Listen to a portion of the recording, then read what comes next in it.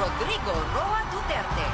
Ang kanyang kamahalan, Sultan Haji Hassanal Bolkiah, Muizaddin Wadaula, Sultan at Yang Dipertuan ng Brunei Darussalam at ang Pangulo ng Pilipinas, Pangulong Rodrigo Roa Duterte.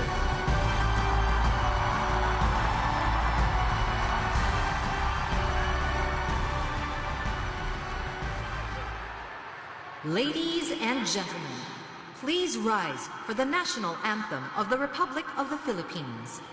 Tayo po ay magsitayo, ilagay ang kanang kamay sa ating dibdib at awitin ang pambansang awit ng Republika ng Pilipinas.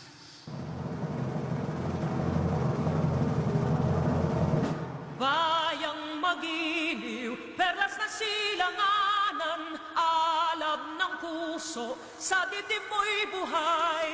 Lupang hinirang, duyan ka ng magiting, sa manlulupig, di ka pa sisiil, sa dagat at bundok, sa simoy at sa langit magbughaw. May dilag ang tula at awit sa paglayang minamahal, ang kislap ng watawat mo'y tagumpay na nagdidingding. Ang bituin at araw niya kailan pa may di magdidilim, lupa ng arap na luwalhati pagsindak ko'y ay langit sa piling mo.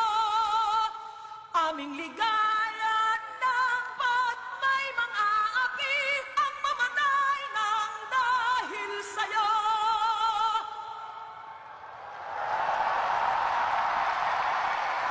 Please be seated.